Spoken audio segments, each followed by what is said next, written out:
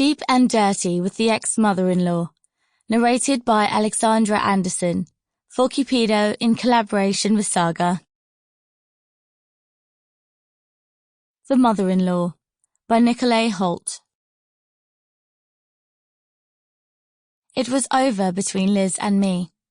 She was great at giving head, and she loved my huge cock up her ass, but otherwise there wasn't really anything else in our relationship that worked. My relationship with Liz was the 7th to have fallen apart within 3 years. I obviously just can't get it to work with women.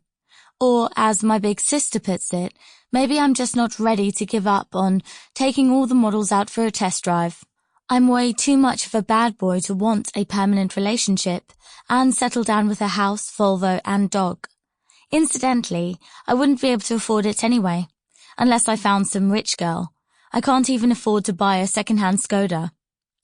I was sorry when I saw Liz go, but it wasn't meant to be. But the person who was the most sad to see it didn't work out between us was Linda, Liz's mother. I stayed over at her place, comforting her for several days after it happened. She really would have liked me to become her son-in-law. She's pretty cool. She goes hiking in India, looks after foster kids in Africa when she's meant to be on holiday, and she even likes skydiving. If I had to have any of my girlfriend's mothers as my mother-in-law, it would be her. But that also wasn't meant to be. So that was a bit about Linda. As for me, well, I'm Johnny. I've just turned 26. My mother thinks I should have produced 2 grandchildren by now. But I'm way too busy with other stuff, looking after my body, running marathons, lifting weights at the gym, and partying. I try to live life to the full. On Mother's Day this year, I ordered a bouquet of flowers online for my own mother, who lives in Jutland, while I decided to go visit Lydia and bring her a bouquet. Liz was her only child, and I can guarantee that there's no way she would have remembered her own mother on Mother's Day. Or she intentionally forgot it, on purpose.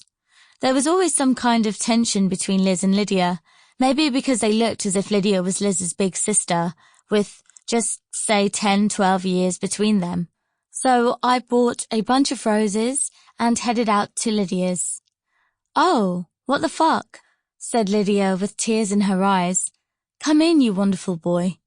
She gave me a massive hug. It was Saturday morning, and Lydia was piddling about in a t-shirt and a pair of panties, which she'd probably slept in. I'd actually seen her in much less than that. Indeed, I've actually seen her without panties a couple of times. When we were in Sweden, she went skinny dipping. But I've never thought about sex with her. After all, she was my girlfriend's mother. However, Liz had told me her mother was into younger men. I'd noticed her eyeing me up a couple of times, almost enviously.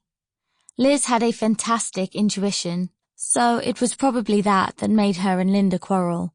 But Liz was now history, and here I was with my ex-mother-in-law in my arms. Linda put the roses in water, and put the water on for coffee. I sat down on a kitchen stool and watched her as she scuttled about. She had long legs, and even though she was over 40, she was still firm and lithe.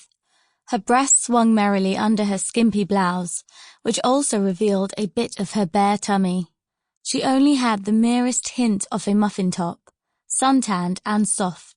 It could just as well have been Liz. All that was missing was the navel piercing. At one point, Linda bent down to get a coffee pot from the bottom. Sample complete. Ready to continue?